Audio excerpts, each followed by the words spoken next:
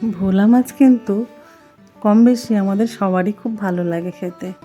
আমি একদম সামান্য মশলা দিয়ে শুধু সর্ষে দিয়ে আজ বানাবো ভোলা সর্ষে।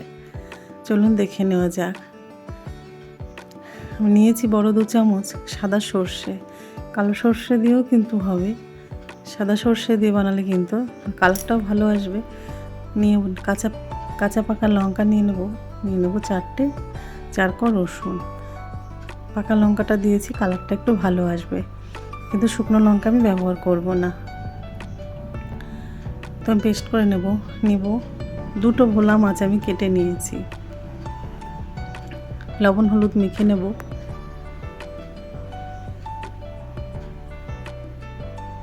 সর্ষের তেলে রান্নাটা করব। সর্ষের তেল দিয়ে আমি কড়াইটা ভালো করে গরম করে নিয়েছি। মাছগুলো আমি ভেজে নেব। নমস্কার, আমি স্বপ্না শাহী কিচেনে সবাইকে আমন্ত্রণ। ইতিমধ্যে যে বন্ধুরা আমার চ্যানেলটিকে সাবস্ক্রাইব করেছে সবাইকে অসংখ্য ধন্যবাদ। নতুন বন্ধুদের আমার চ্যানেলটিকে সাবস্ক্রাইব করে নেওয়ার জন্যে অনুরোধ রইল। প্লিজ বন্ধুরা আমার পাশে থাকবেন।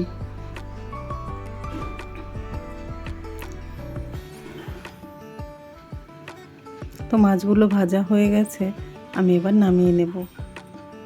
কোনো রকম ফোড়ন দেব না।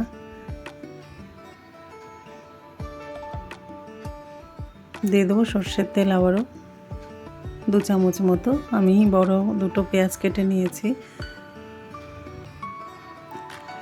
পেঁয়াজগুলো আমি আগে একটু হালকা করে ভেজে নেব, একদম কড়া করে ভাজবো না।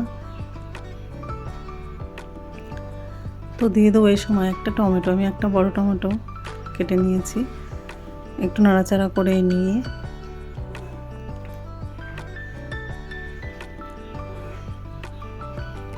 দিয়ে দেবো পরিমাণ মতো লবণ। লবণ দেওয়ার পরে আমি দিয়ে দেবো সেই পেস্ট, সর্ষে, কাঁচা লঙ্কা, রসুন পেস্ট দিয়ে আমি একটু কষিয়ে নেব 2 মিনিট মতো। তারপরে দিয়ে দেবো মিক্সিং জারটা একটু ধুয়ে জলটা দিয়ে দেবো, দিয়ে আবারও নাড়াচাড়া করে নেব। একদম মিডিয়াম ফ্লেমে কষাতে হবে, হাই ফ্লেমে একদমই কষানো যাবে না। দিয়ে দেবো খুব কম হলুদ, 1/2 চামচ মতো হলুদ দিয়ে দেবো।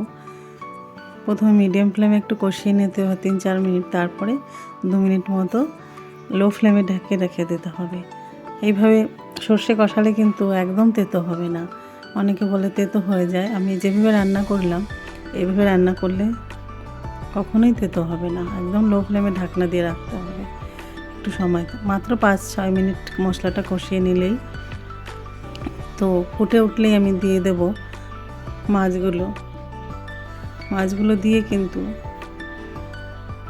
4-5 মিনিট ঢাকনা দিয়ে হাই ফ্লেমে ফুটিয়ে নিলেই পুরো রান্নাটা রেডি। মাত্র 10 মিনিটে এই ভোলা সর্ষে রেডি হয়ে যাবে। আর দারুণ লাগবে খেতে কিন্তু। আমার ছেলেমেয়েরা এই রান্নাটা খুব পছন্দ করে। আমার ছেলে তো মাছ খেতে চায় না, কিন্তু এই মাছের ঝোলটা, মাছটাও খুব ভালো খায়। আমার মেয়ে তো মাছ ভালো খায়, আমার হাতের রান্নাও সবই ভালো খায়, কিন্তু ছেলে খেতে চায় না সব কিছু। তো এইভাবে রান্না করলে ও খুব ভালো মাছটা খায়। তো আমি 2টো কাঁচা লঙ্কা ছড়িয়ে দিয়ে ধনেপাতা ছড়িয়ে দিলেই কিন্তু রান্না রেডি। তো যে বন্ধু ইউটিউব থেকে দেখছেন সাবস্ক্রাইব করে দেবেন, ফেসবুক থেকে দেখছেন পেজটিকে ফলো করে দেবেন প্লিজ। পাশে বেল আইকন অবশ্যই ক্লিক করবেন, আমি যখনই নতুন কোনো রান্না দেবো সবার আগে পৌঁছে যাবে। লাইক, শেয়ার, কমেন্ট করার অনুরোধ রইল। প্লিজ বন্ধুরা বন্ধুদের সঙ্গে শেয়ার করে দেবেন ভিডিওটা। ভালো থাকবেন, সুস্থ থাকবেন, ধন্যবাদ।